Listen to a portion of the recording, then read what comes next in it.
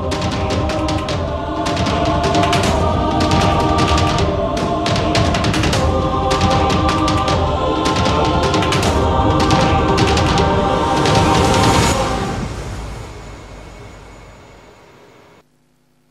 मी विजय चिडे. आपण पाहत आहात संभाजीनगर लोकसभा.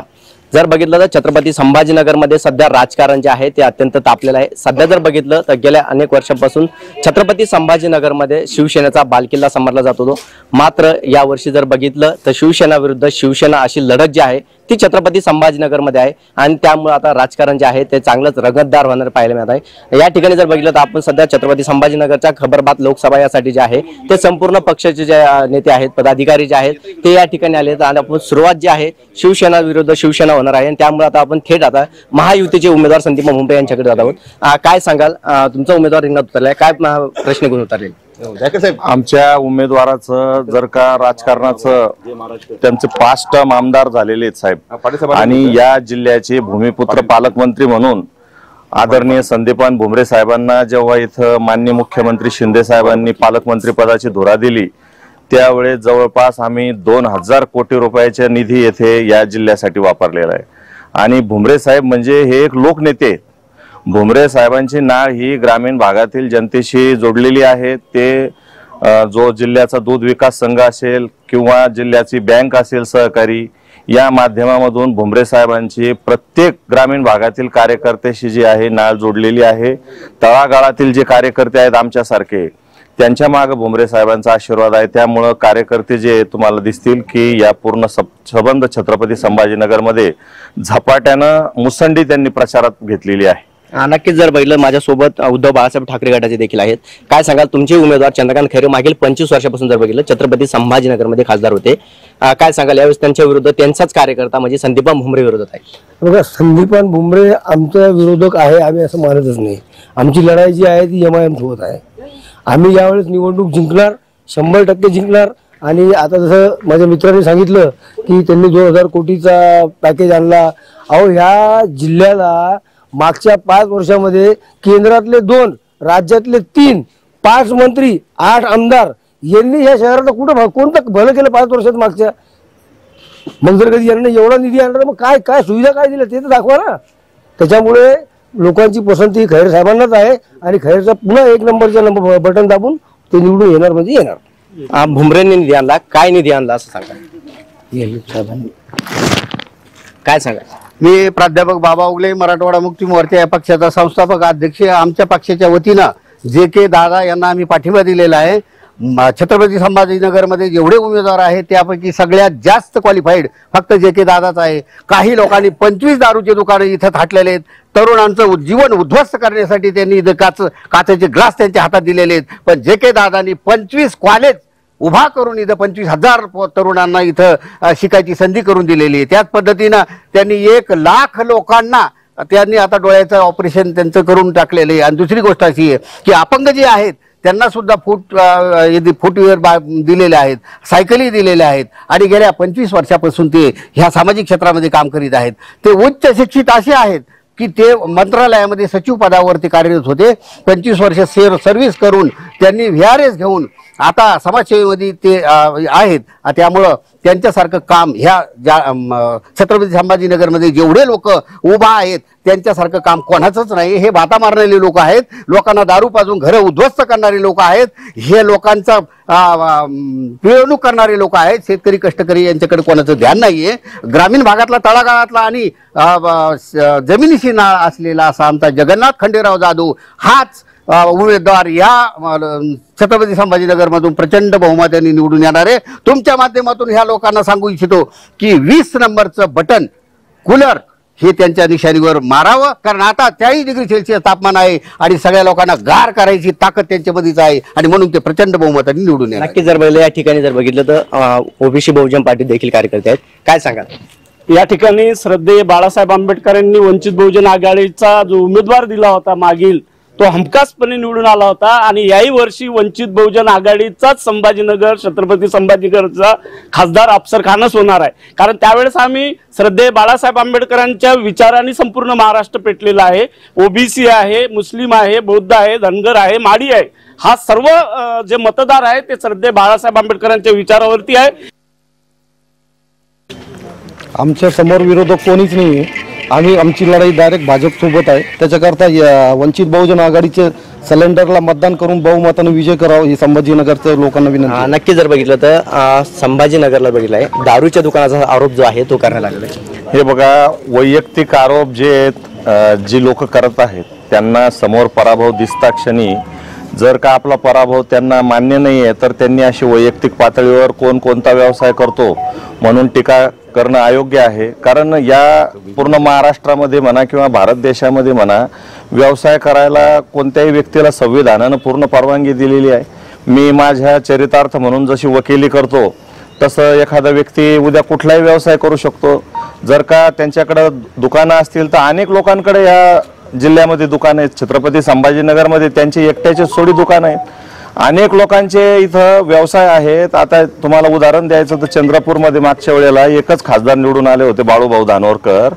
तर त्या काँग्रेसचे जे खासदार आहेत तर ते सगळ्यात मोठे दुकानदार आहेत दारूच्या दुकानाचे आणि त्यांना चंद्रपूरच्या जनतेने त्या काळात निवडून दिलं होतं। त्यांची पत्नी आमदार आहे। दारूचे दुकानं आहे म्हणून कोणाला व्यसनाधीन केलं असं त्याचं जे काही लोक आरोप लावत आहेत तर हा पूर्णतः निराधार आहे। आणि मी तुम्हाला हेही सांगतो की छत्रपती संभाजीनगरचे पालकमंत्री म्हणून आदरणीय संदीपान भुमरे साहेब ज्यावेळेस या शिवसेनेने मुंबईवरून सुभाष देसाई साहेबांची इथं पालकमंत्री म्हणून नेमणूक केली होती त्यावेळेस ह्या सामान्य कार्यकर्त्यांना ते पालकमंत्री भेटतही नव्हते। आज एवढा चांगला पालकमंत्री 2 वर्षात दिला की त्यांनी 2 वर्षात मागच्या अनेक वर्षाचा अनुशेष भरून काढला। आज तुम्हाला जिल्ह्यामध्ये तुम्ही म्हणता कामं दाखवा, या संबंध संभाजीनगरमध्ये जे सिमेंटचे रोड आहेत, जे स्मार्ट सिटीतून 100 कोटीचे कामं झाले, जे 800 कोटीचा निधी आपल्या आता समांतर जलवाहिनी पूर्ण होत आली त्याला दिला आणि अनेक प्रकारचा जो काही निधी इथं आता 5 कोटी रुपये भडकल गेटच्या बाबासाहेबांच्या पुतळ्याला दिले। त्याच्यानंतर इथं छत्रपती शिवाजी महाराजांच्या पुतळ्याचं जे उंची वाढवण्यात आली, हे संपूर्ण निधी जे आहे त्यानंतर अण्णाभाऊ साठेंच्या लोकशाहीर अण्णाभाऊ साठेंच्या पुतळ्याला सुद्धा त्यांनी निधी दिला।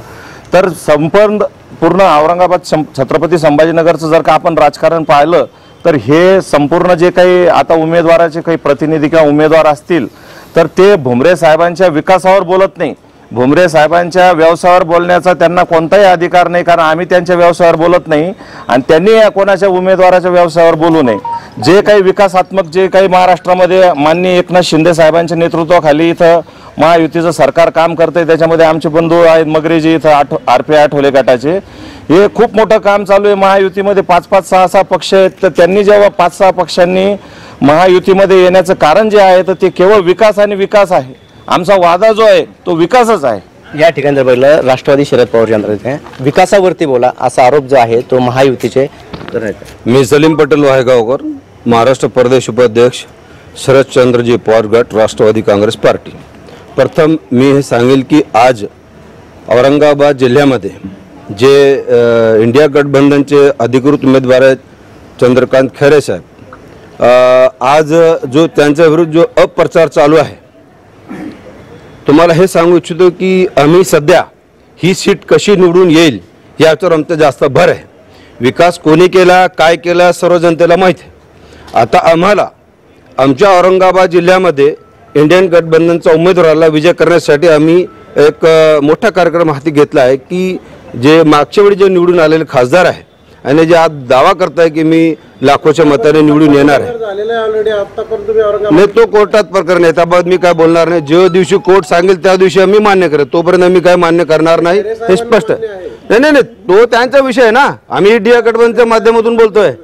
तर आम्ही आता मायनॉरिटी आणि मुस्लिम समाजाचं मतदान गठबंधनचे उमेदवार मशाल निशाणीवर कसं पाडता येईल आणि अधिक मदतीने कसे आम्ही उमेदवाराला हा मतदान करू, कारण की आम्ही समोर उमेदवार करत नाही। जे सेक्युलर माइंड समोर ठेवून लोकांचे प्रश्न मांडतात ते मुद्दे आम्ही समोर करून मुस्लिम मायनॉरिटी अल्पसंख्याक समाजाला जास्तीत जास्त मतदान इंडिया गठबंधन मतदान करावे यासाठी आम्ही खास प्रयत्न करत आहोत आणि पूर्ण जिल्ह्यामध्ये आम्ही ही मोहीम राबवत आहोत। आणि 1 नंबरच्या मदतीने 1 नंबर हा बटन एक मताने काय ना हो पण निवडून येणार हा नक्की आहे. नक्की जर बघितलं या ठिकाणी जे आहे ते अपक्ष उमेदवार देखील रिंगणात उतरलेले आहेत. डॉक्टर जीवन राजपुते सुशिक्षित उमेदवार आहे, उच्च शिक्षित देखील आहेत. काय ध्येय घेऊन ते रिंगणात उतरलेले? आतापर्यंत छत्रपती संभाजीनगरमध्ये विकास झाला का, पहिला मुद्दा आहे. यांनी काय विकास केलेला आहे? 25 वर्ष आपण खरे साहेबांना पण दिलेला आहे, काय केलं त्यांनी आतापर्यंत? त्याच्यानंतर आता जे युती सरकारनं आता भुमरे साहेबांना तिकीट दिलेलं आहे, त्यांच्या दारूच्या दुकानं आहे, त्यांना पार्लमेंटची स्पेलिंग विचारली तर पार्लमेंटची स्पेलिंग त्यांना लिहिता येत नाही.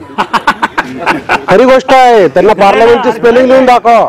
जे शिकलेलं सुशिक्षित उमेदवार आज आम्ही दिलेला आहे आणि आमचा युवा आजचा संभाजीनगरचा इथला पर्यटक यांनी हिरावून घेतलेला आहे. नक्की जर बघितलं तर विकास मागील 25 वर्षे खैरे साहेब देखील या ठिकाणी उमेदवार होते, त्यांनी काय विकास केला हे देखील आरोप केला. खैरे साहेबांनी या आपल्या शहरामध्ये खूप काही विकास केलेला आहे, पण विरोधकाकडे काही बोलण्यासाठी मुद्देच नाही.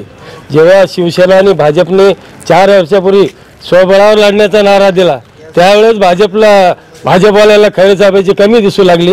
अरे तुम्ही पण त्या समांतरमध्ये खैरे साहेबांनी काँग्रेसची सत्ता असताना आपल्या शहरासाठी ती योजना आणली.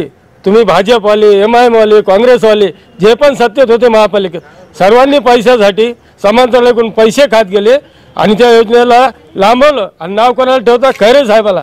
अरे त्याच्यासारखा माणूस नाही आहे शहरामध्ये. तुम्ही म्हणता युती तुटली का? खैरे साहेबांनी काहीच नाही केलं. तुम्ही काय विकास करता हो देशामध्ये? पूर्ण देशात शेतकरी परेशान आहे, कष्टकरी परेशान आहे, जवान जे शिकणारे मुलं परेशान आहे. तुमच्याच काळात पेपर MPSC कसे फुटतात? काँग्रेसच्या राजवटीमध्ये त्यांनी पण राज्य केलं 50 वर्षे, त्यावेळेस पेपर का नाही फुटले? शेतकऱ्याला इथे 450ची युरियाची गोणी 2004ला होती आणि काय म्हणतो त्याला सोयाबीन 4,500 भाव होता मनमोहन सिंग सरकारच्या काळामध्ये.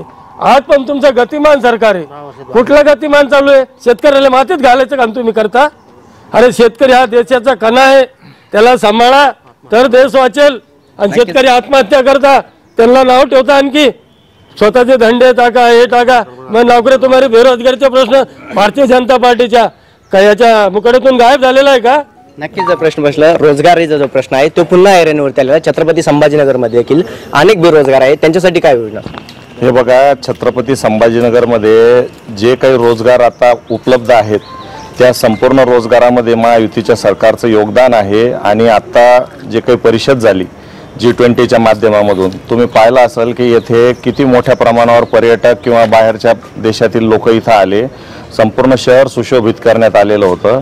आणि जे बेरोजगार तरुण आहेत यांच्यासाठी महायुतीच्या सरकारने आता नोकर भरती काढलेली आहे. मागच्या काळामध्ये तुम्ही पाहिलं असेल पोलीस भरती त्यामध्ये प्रामुख्यानं आहे. महानगरपालिकेमध्ये जागा असतील आणि खाजगी क्षेत्रामध्ये तुम्हाला हेही सांगतो की या छत्रपती संभाजीनगर जिल्ह्यामध्ये या संबंध मराठवाडा, विदर्भ आणि इतर भागातून आलेला जो बेरोजगार तरुण आहे त्यांना या छत्रपती संभाजीनगरमध्ये रोजगार उपलब्ध करून दिला तो महायुतीनं. कारण या भागात कंपन्यांना जे हप्तेखोरी करण्याचा जो प्रकार होता, जे हप्ते मागणारे लोक होते, हे जेव्हा सत्तेतून पाय उतार झाले तेव्हा त्यांना आपल्याबद्दल सुरक्षितता वाटायला लागली की आपण येथे उद्योगधंदे चालू शकतो, आपल्याला चांगला पाणी पुरवठा येथे मिळत आहे आणि आपल्याला इथं व्यवसायाची सुरक्षितता आहे, उद्या भविष्यामध्ये आपल्याला हमी आहे.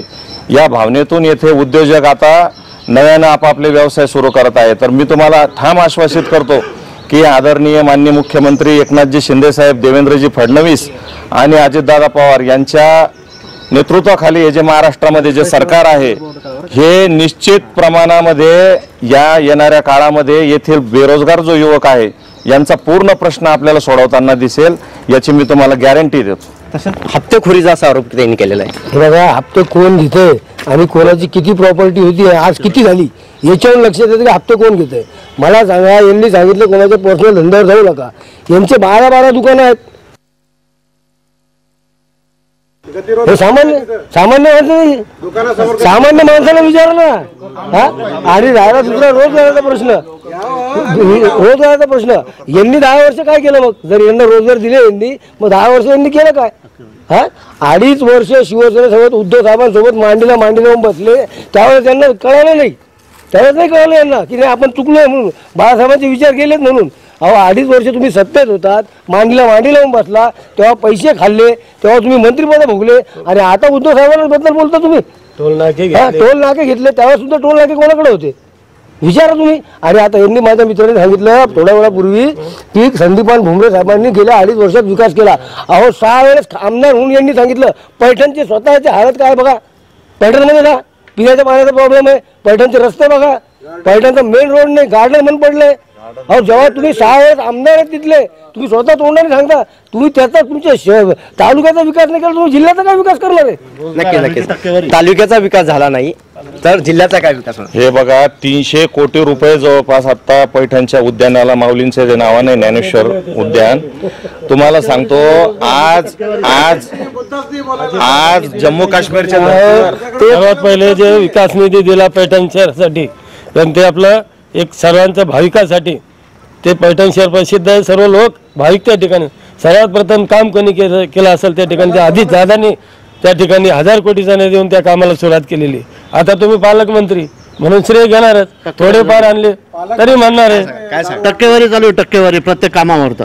पण त्या कामावरती टक्केवारी रोजगार हमी योजनेच्या प्रत्येक कामावर तर रोजगार हमीचे जे शेतपांदी रस्ते हे ते सर्व कामं आहे त्याच्यावर टक्केवारी घेऊनच कामं देऊन चालू आहे. आणि एक पैठण तालुक्यातच विकास चालू आहे, बाकी महाराष्ट्रात कुठेच विकास नाही. पैठण तालुक्यात विकास चालू आहे आणि भुमरे टक्केवारी घेतात असा आरोप जो आहे हे बघा यांनी जे काही निराधार आरोप केले यांच्याकडे असा कोणता पुरावा आहे टक्केवारी घेतल्याचा? म्हणजे हे तिथं जात होते का टक्केवारी घेऊन कामं घ्यायला? हे संबंध हे जे पराभव दिसत असल्यामुळं सगळे लोक जे आहेत हे निराश होतात आणि डिप्रेशनमध्ये ते अशी स्टेटमेंट करतात. मी तुम्हाला स्पष्ट सांगतो की रोजगार हमी योजनेच्या माध्यमामधून यापूर्वी या महाराष्ट्रामध्ये कोणत्याही मंत्र्यांनी कामं केले नाही. माननीय मुख्यमंत्री एकनाथजी शिंदे साहेबांनी आदरणीय संदीपान भुमरे साहेबांना जेव्हा एक खातं दिलं त्या खात्याला पूर्ण निधी दिला. त्या निधीमधून अनेक बेरोजगार जे लोक तुम्ही आता विचारलं त्या ग्रामीण भागातल्या रोजगार जो निर्मिती झाली ती या रोजगार हमी योजनेतूनच झाली ना. आज एवढा मोठा जो काही सन्माननीय एकनाथ शिंदे साहेब ज्यावेळेस या राज्याचे या राज्याचे नगरविकास मंत्री असताना उद्धव साहेब मुख्यमंत्री होते. उद्धव साहेब मुख्यमंत्री असताना उद्धव साहेबांनी त्यांना त्यावेळेस सांगितलं संभाजीनगर करता 100 कोटी रुपये रस्त्याला दिले होते. त्यांच्या घरून नाही दिले त्यांनी. उद्धव साहेबांनी 1600 कोटीची योजना मंजूर केली. उद्धव साहेबांच्या काळात झाली होती, आता नाही झालेली. ही मंजुरी कधी झाली? उद्धव साहेब ज्यावेळेस मुख्यमंत्री असताना. आता यांनी काय सांगितलं की आम्ही करतोय, तुम्ही नाही करत. ते उद्धव साहेबांनी सुरुवात केली आहे, पैसे तर गव्हर्नमेंटचे. सुरुवात जी आहे ती उद्धव साहेबांनी केली असं सांग. हे बघा आमचे साडूच आहेत माननीय नामदार बबनरावजी लोणीकर साहेब त्यावेळेस पाणी पुरवठा मंत्री होते. त्या काळामध्ये याची निवेदन निघाली, त्या काळामध्ये पेपरला जाहिरात आली. या सर्व काळामध्ये त्या सरकार जेव्हा जायला लागलं, जेव्हा त्यांच्या लक्षात आलं की हे जे सरकार आहे हे पडणार आहे, त्या काळामध्ये जाता जाता त्यांनी घाईघाईनं त्या निविदा काढल्या. नंतर त्यांनीच खोडा घातला याच्यामध्ये. पुन्हा जेव्हा दर वाढ झाली तेव्हा यांनी मुख्यमंत्र्यांनी पुन्हा या योजनेबद्दल यांनी जे म्हणलेले हे खोक्याचं वगैरे जे आरोप होते हे जुने झाले. मी तुम्हाला स्पष्ट सांगतो, आजही तुम्हाला स्पष्टपणे सांगतो, आमच्या हे जेवढे लोकप्रतिनिधी 40 जण जेव्हा उठाव करत होते त्यावेळेस त्यांच्यामध्ये 40 जणांनी वंचितचे देखील आहेत. काय सांग मी या ठिकाणी रवी तायडे तुमच्या माध्यमातून नम्रपणे सांगतो, माझे मित्र दोन्ही भांडत आहे. विकासाच्या नोकरीच्या संदर्भात कोणत्याच पक्षाचा अजेंडा ते सांगत नाही आहे. माझ्या एका मित्रांनी सांगितलं या ठिकाणी तुमच्या माध्यमातून सांगतो, काँग्रेस राष्ट्रवादी महाराष्ट्रभर त्यांना मुस्लिमांचे मतं पाहिजेत, त्यांना दलितांचे मतं पाहिजेत, परंतु मुसलमान किंवा दलित उमेदवार त्यांनी महाराष्ट्रामध्ये कुठल्याही ठिकाणी दिलेला नाही. एकमेव श्रद्धेय बाळासाहेब आंबेडकर असे आहेत की त्यांनी मागच्या वेळेस मुस्लिम उमेदवार दिला होता आणि याही वर्षी दिला होता. मुस्लिम समाज महाराष्ट्रामध्ये नाराज आहे कारण एकही मुस्लिम उमेदवार काँग्रेस राष्ट्रवादीने दिलेला नाही. त्यांना फक्त मुस्लिमांचे मते हवे आहे आणि धर्मावरती राजकारण करायचं आहे. फक्त त्यांना मतं पाहिजे, उमेदवार त्यांना चालत नाही. म्हणून श्रद्धेय बाळासाहेब आंबेडकरांनी छत्रपती संभाजीनगर या ठिकाणी मुस्लिम उमेदवार दिला. मागच्या वेळेस आम्ही युतीचा होता, यावेळेस आमचा अधिकृत उमेदवार आहे आणि हमखास आम्ही विकासाच्या मुद्द्यावरती, विकासाच्या अजेंड्यावरती यावर्षी सुद्धा आमचा उमेदवार 100% निवडून येणार. नक्कीच बघितलं मुस्लिम उमेदवार असं दिला नाही असं बघा. हा यांनी जे सांगितले की मुस्लिम उमेदवार दिला नाही, बघा यंदा महाराष्ट्रात नव्हे देशात एक सर्व मुस्लिम जेवढे पदाधिकारी व कार्यकर्ते राज्यामध्ये आहेत सर्वांनी एकत्र येऊन एक विचार माननीय शरदचंद्रजी पवार साहेब, आमचे प्रांताध्यक्ष जयंतराव पाटील साहेब यांच्या समोर स्पष्टपणे सांगितले की यंदा आपण युती करत आहोत, इंडिया गठबंधन करत आहोत. आम्हाला सध्या खासदारकीचा विषय बोलू नका, पण आम्ही पुढच्या विषयी आमदारकीला आम्हाला सन्मान्य संधी द्यावी म्हणून हा विषय नक्की जर बघितलं या ठिकाणी अपेक्षा देखील आहेत. काय सांगाल साहेब, तुमच्या माध्यमातून मी या सगळ्यांना पक्षाच्या उमेदवाराला सांगू इच्छितो की या संभाजीनगर शहरातल्या लोकांना, छत्रपती संभाजीनगर शहरातल्या लोकांना एक नवीन चेहरा पाहिजे होता, हुशार उमेदवार पाहिजे होता. कोण 4थी नापास तर कोण 10वी नापास असे उमेदवार दिले. हे संभाजीनगरमध्ये लोकांना नको होते.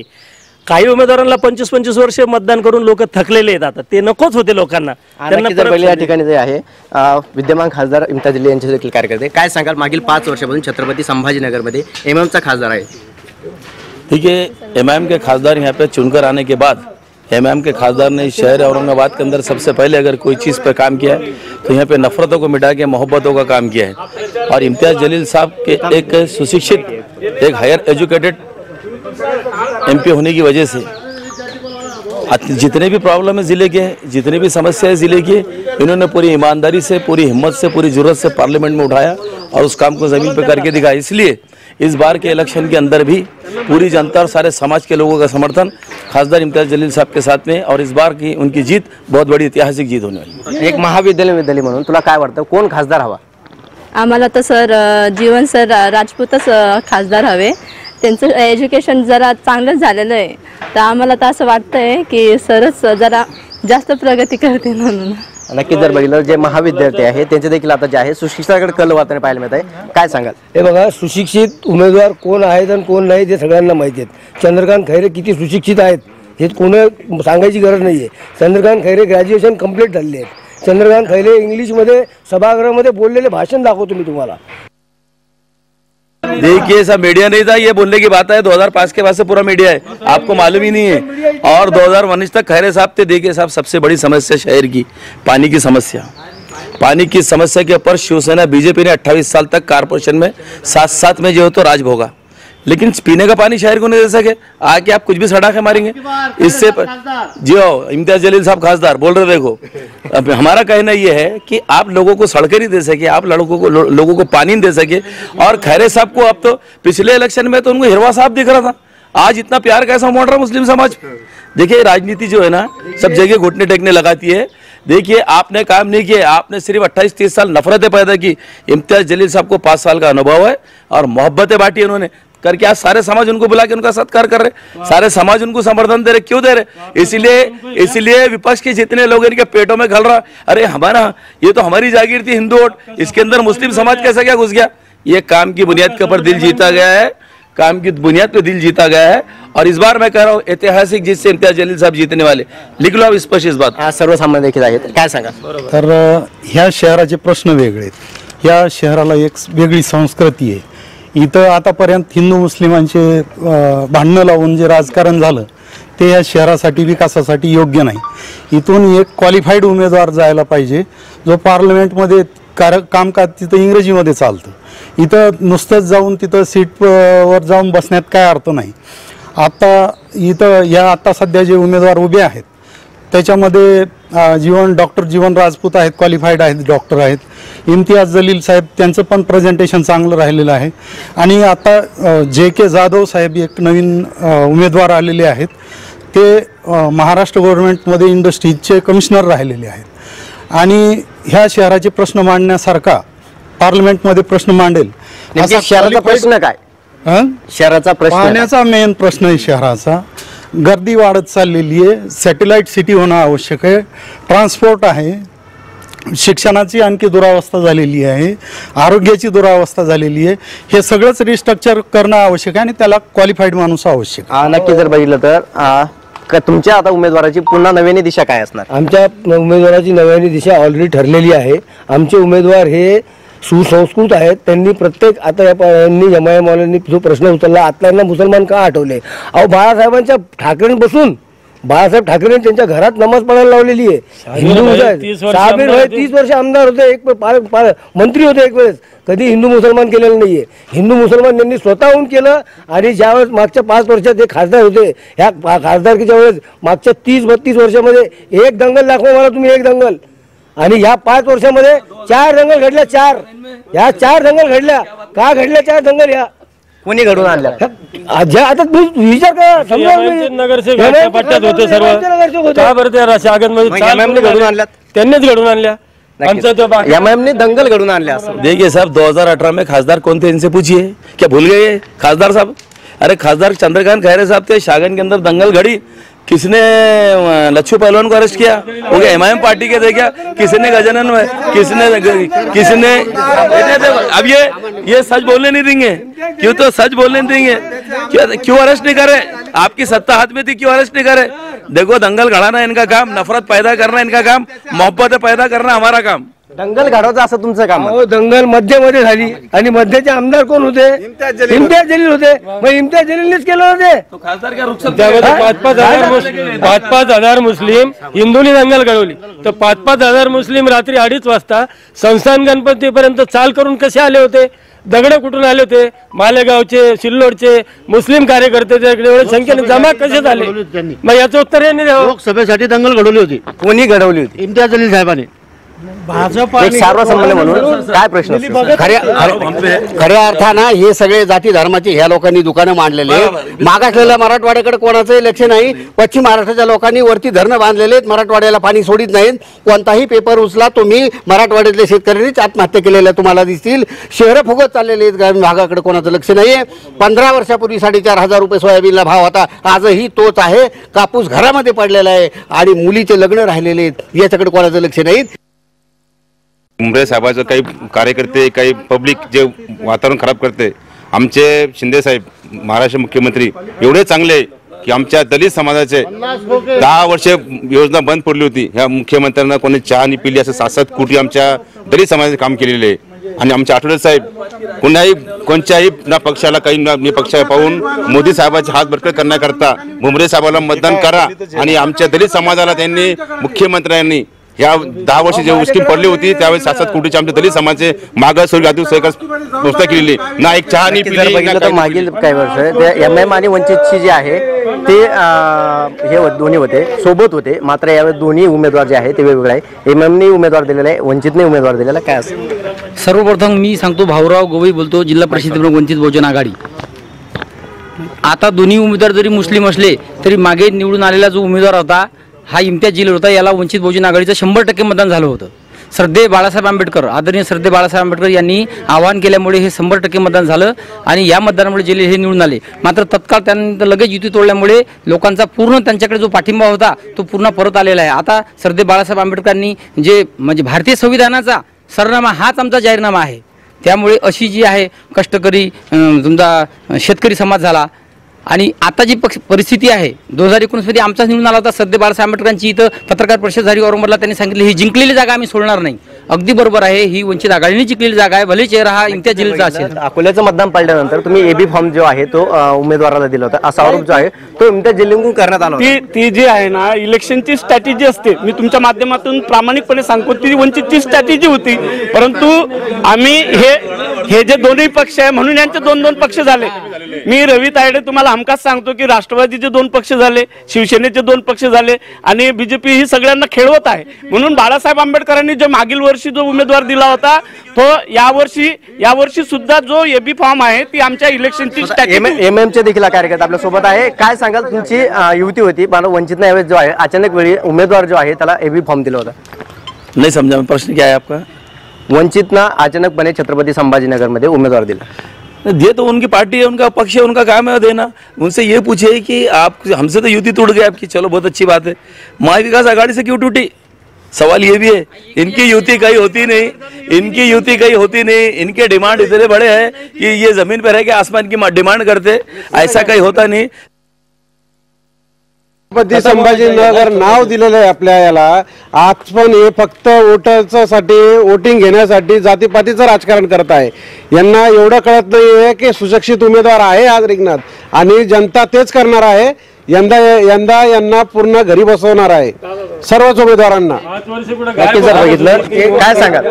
या ठिकाणी आम्ही यांचं किती भांडण असलं तर ओबीसी, आदिवासी, मुस्लिम, बौद्ध आणि जरांगे पाटील हे जालन्याचे बकले मामा सुद्धा बीजेपीच्या विरोधात आहेत आणि ही सीट सुद्धा आम्ही बीजेपीच्या विरोधात ठामपणे जिंकू असा आम्हाला विश्वास आहे.